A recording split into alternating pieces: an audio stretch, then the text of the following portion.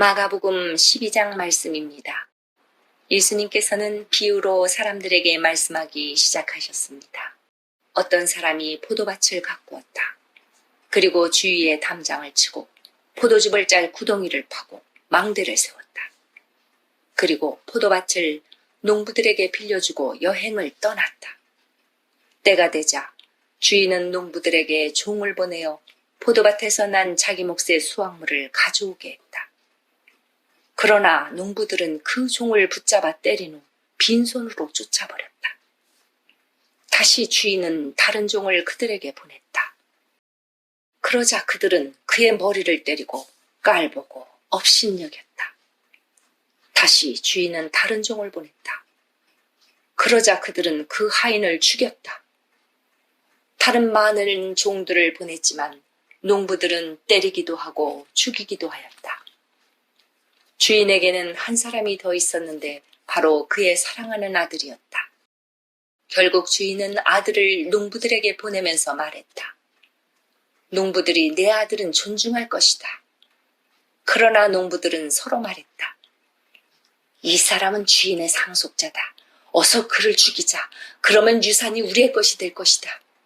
농부들은 아들을 잡아다 죽인 후 포도밭 밖으로 던져버렸다. 포도밭의 주인이 이제 어떻게 하겠느냐? 그는 포도밭에 가서 농부들을 다 죽이고 포도밭을 다른 농부들에게 줄 것이다. 이런 성경 말씀은 읽어보지 못했느냐? 건축자들의 버린 돌이 집 모퉁이의 머릿돌이 되었다. 이는 주님께서 하신 일이다. 이것이 우리 눈에 놀랍지 않은가? 그들은 이 비유가 자기들을 빗대어 하신 것임을 알고 예수님을 체포하기를 원했습니다. 그러나 백성들을 두려워하여 예수님을 두고 떠나가 버렸습니다. 그들은 예수님의 말씀에서 트집을 잡으려고 바리새파 사람과 헤롯 당원 몇 명을 예수님께 보냈습니다. 그들이 와서 말했습니다. 선생님, 우리는 선생님께서 진실한 분이시며 아무에게도 얽매이지 않으신다고 알고 있습니다. 선생님께서는 아무도 부당하게 대하지 않으시고 하나님의 길로 진리로 가르치십니다. 가이사에게 세금을 내는 것이 옳습니까? 내지 않는 것이 옳습니까? 세금을 내야 합니까? 내지 말아야 합니까? 예수님께서는 이 사람들의 속셈을 아시고 말씀하셨습니다. 어째서 나를 시험하느냐? 데나리온 한 개를 가져와서 나에게 보여라. 그들이 은 한 개를 가져왔습니다. 예수님께서 물으셨습니다. 이것은 누구의 얼굴이며 누구라고 씌어 있느냐? 그들이 대답했습니다. 가이사입니다. 예수님께서 그들에게 말씀하셨습니다. 가이사의 것은 가이사에게 주어라. 그리고 하나님의 것은 하나님께 바쳐라. 그들은 예수님의 말씀에 놀랐습니다.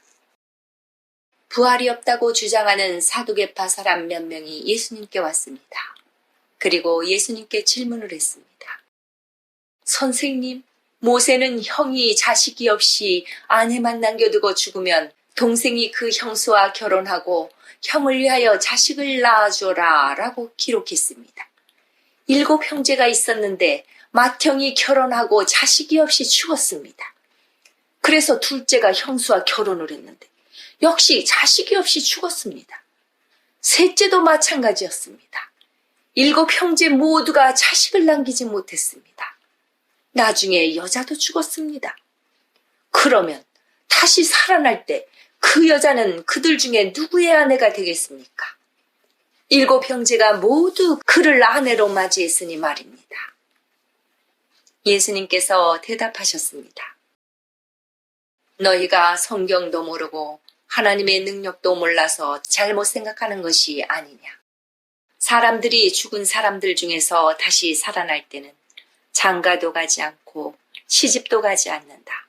그들은 마치 하늘에 있는 천사처럼 될 것이다.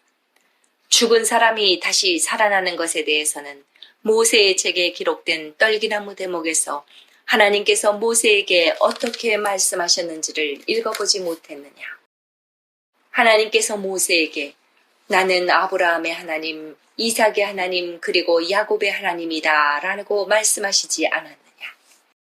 하나님께서는 죽은 사람들의 하나님이 아니라 살아있는 사람들의 하나님이다. 너희가 크게 잘못 생각하고 있다. 율법학자 가운데 한 사람이 다가와서 논쟁하는 것을 들었습니다.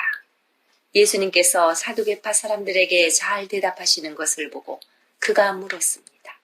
모든 계명 중에 어떤 것이 가장 중요합니까? 예수님께서 대답하셨습니다. 가장 중요한 계명은 이것이다. 이스라엘아 들어라. 주 우리 하나님은 한 분이시다. 내 모든 마음과 모든 영혼과 모든 뜻과 모든 힘을 다하여 주 너의 하나님을 사랑하여라. 두 번째로 중요한 계명은 이것이다. 내 이웃을 내 몸같이 사랑하여라. 이 계명들보다 더 중요한 계명은 없다. 율법학자가 예수님께 말했습니다. 옳습니다, 선생님. 하나님께서는 한 분이시고 그 외에는 다른 신이 없습니다. 모든 마음과 모든 지식과 모든 힘을 다하여 하나님을 사랑하고 이웃을 자기 자신처럼 사랑하는 것이 다른 모든 번제물이나 희생제물보다 더 중요합니다. 예수님께서는 이 사람이 지혜롭게 대답하는 것을 보시고 말씀하셨습니다. 너는 하나님 나라에 가깝구나. 그 뒤로는 아무도 감히 예수님께 더 묻지 않았습니다. 예수님께서 성전에서 가르치고 계실 때 이렇게 물으셨습니다. 어째서 율법학자들은 그리스도가 다윗의 자손이라고 말하느냐? 다윗 자신은 성령으로 이렇게 말하였다. 여호와께서 내 주님에게 말씀하셨다. 내가 내 원수들을 내 발 아래 굴복시킬 때까지 내 오른쪽에 앉아 있어라. 다윗 자신도 그리스도를 주님이라고 부른다. 그런데 어떻게 그리스도가 다윗의 자손이 되겠느냐? 많은 무리가 예수님의 말씀을 기쁘게 들었습니다. 예수님께서 가르치시면서 말씀하셨습니다. 율법학자들을 주의하여라. 이들은 긴 옷을 입고 걸어다니기를 좋아하고 장터에서 인사받기를 좋아한다. 이들은 회당에서 높은 자리를 좋아하고 잔치에서도 윗자리를 좋아한다. 이들은 과부의 집을 삼키며 사람들에게 보이기 위해 길게 기도한다. 이런 사람들은 더 큰 심판을 받을 것이다. 예수님께서 헌금함 맞은편에 앉으셔서 사람들이 어떻게 헌금하는가를 보셨습니다. 여러 명의 부자들이 많은 돈을 헌금했습니다. 가난한 과부가 와서 랩돈 동전 2개, 즉 한 고드란트를 넣었습니다. 예수님께서 제자들을 부르신 후 말씀하셨습니다. 내가 진정으로 너희에게 말한다. 이 가난한 과부가 헌금함에 돈을 넣은 다른 모든 사람들보다 더 많이 헌금을 하였다. 다른 모든 사람들은 넉넉한 중에서 헌금을 하였지만 과부는 가지고 있던 모든 것, 즉 생활에 필요한 돈 전부를 바쳤다. 아멘.